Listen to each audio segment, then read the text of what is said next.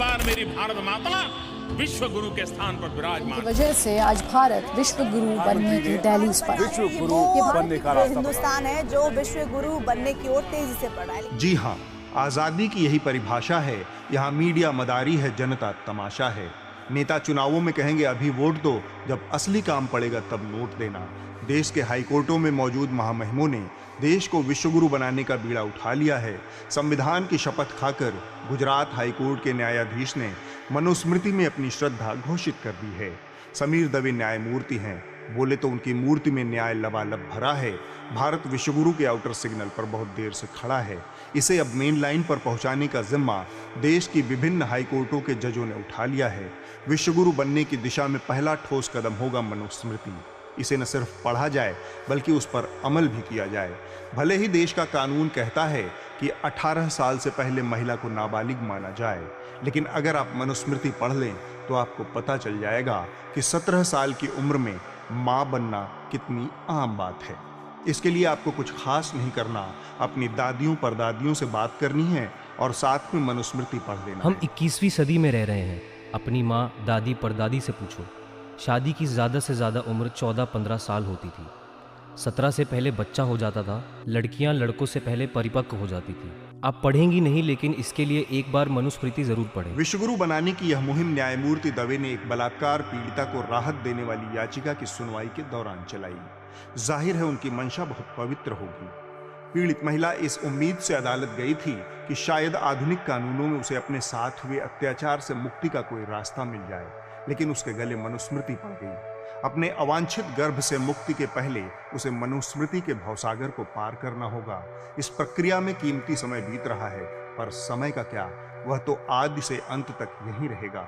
न्यायमूर्ति के इस मौखिक वक्तव्य के बाद मनुस्मृतिवादियों में उम्मीद की एक नई किरण पैदा हो गई है। क्या पता कल को कोई न्यायमूर्ति यह भी कह दे कि मनुस्मृति आधुनिक चिकित्सा विज्ञान के मुताबिक ही लिखा गया है, इसलिए उसमें बताई गई चिकित्सा विधि से ही अब देश में अबॉर्शन होगा।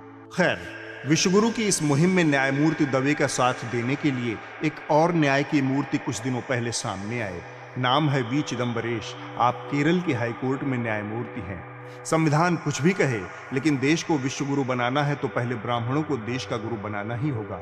यही फॉर्मूला है चिदम्बरेश जी का। कितने तेजस्वी लोग हैं हमारे पास, कितने शानदार विचार रखते हैं जी, और कुछ लोग मनोरंजन भी करवाते हैं। एक सभा में चिदम्बरेश जी ने सलाहनुमा ऐलान किया था कि ब्राह्मणों को अब जातिगत आरक्षण के खिलाफ बिगुल बजा ही देना चाहिए, क्योंकि ब्राह्मण वैसे भी श्रेष्ठ है। यह उसके श्रेष्ठ कर्मों का फल है कि ब्रह्मा ने उसे धरती पर 2 बार जन्म लेने की सहूलियत प्रदान की है। बाकियों को तो उन्होंने एक बार में ही निपटा दिया। जब गुजरात और केरल वाले न्यायमूर्ति द्विज नहीं द्वय, ये दोनों मिलकर जब देश को विश्वगुरु बनाने पर आमादा थे, तब उत्तर प्रदेश वाले सरयू पारीण, कान्य कुब्ज और साथ में ठाकुर साहब लोग पीछे कैसे रहते। तो इलाहाबाद हाईकोर्ट से कर्मठ और ठोस दावा पेश कर दिया गया। अगर देश को विश्वगुरु बनाना है तो उत्तर प्रदेश का योगदान पूरा रहेगा। ऐसे ही थोड़े न यूपी ने 8 प्रधानमंत्री दिया है। मामला यहाँ भी एक बलात्कार पीड़िता को न्याय देने का था। आरोपी ने शारीरिक संबंध बनाने के बाद शादी से इनकार कर दिया।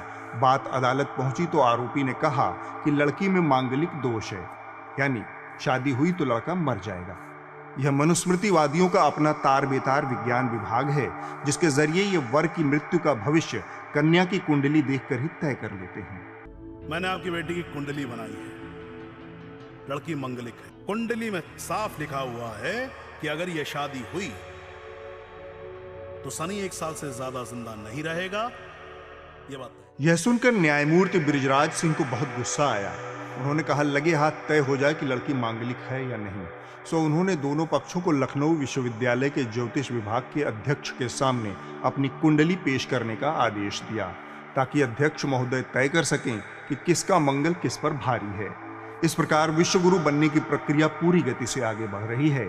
न्यायमूर्तियों के इस हॉल ऑफ फेम में मेरे पसंदीदा न्यायमूर्ति ये वाले हैं। मोरनी गर्भवती तभी होती है जब मोर आंखों के आंसू डालता है और मोरनी उसको चुग लेती है, उसके बाद वो प्रेग्नेंट हो जाती है। बाद में जानकारी मिली कि जज साहब का उस दिन रिटायरमेंट हो गया था, वरना वो इन मोर और मोरनियों को कंटेम्प्ट ऑफ कोर्ट का नोटिस भेजने का इरादा रखते थे। जिस मनुस्मृति की छत्र छाया में विश्वगुरु का प्रोजेक्ट आगे बढ़ रहा है, वह मनुस्मृति अपाद मस्तक जातिवाद, वर्ण व्यवस्था की पोषक और महिला विरोध के सुविचारों से भरी पड़ी है। एक सरसरी मुआयना पेश करता हूं। पहले शूद्रों के बारे में मनुस्मृति की राय जानिए। धर्मोपदेशम दर्पेण विप्रणामस्य कुर्वतः तप्तमासे चे तैलम वक्त्रे श्रोते च पार्थिव। यानी अगर कोई शूद्र ब्राह्मण को धर्म का उपदेश देने की हिम्मत करता है तो राजा का कर्तव्य है कि उसके मुंह और कानों में खौलता हुआ तेल डलवा दे। इसी प्रकार मनु कहते हैं, एकम एव तो शूद्रस्य प्रभु कर्म समादिशतः एतेषाम एव वर्णानाम शुश्रूषाम अनुसूयया। यानी ब्रह्मा ने शूद्रों के लिए सिर्फ एक कर्म निर्धारित किया है, वह है विनम्र होकर ब्राह्मण, क्षत्रिय और वैश्य 3 वर्णों की सेवा करना। मनु कहते हैं, शक्ते नापि ही शूद्रेण न कार्यो धन संचय शूद्रो ही धन साध्य ब्राह्मण नेव बाधते। यानी किसी शूद्र के पास संपत्ति इकट्ठा नहीं होने देना चाहिए, क्योंकि धनी शूद्र घमंडी होकर उद्दंड हो सकता है और ब्राह्मणों को कष्ट पहुंचाता है। मनुस्मृति जितना उच्च विचार शूद्रों के लिए रखती है, उतने ही श्रेष्ठ विचार महिलाओं के प्रति भी हैं। मनु कहते हैं, अस्वतंत्रता स्त्रियः कार्यो पुरुषैः स्वैर्दिवानिशम विषय सुंचयत ज्ञानतः संस्थाप्या आत्मनोवशे। यानी पुरुषों का यह कर्तव्य है कि वो अपनी स्त्रियों को दिन रात अपने अधीन रखें। यदि स्त्रियां विषय वासना की ओर झुकती हैं तो पुरुषों को उन पर नियंत्रण करना चाहिए। इसी तरह मनु कहते हैं, पिता रक्षति कौमारे भर्ता रक्षति यौवने पुत्रो रक्षति वर्धक्ये न स्त्री स्वातंत्र्यमर्हति।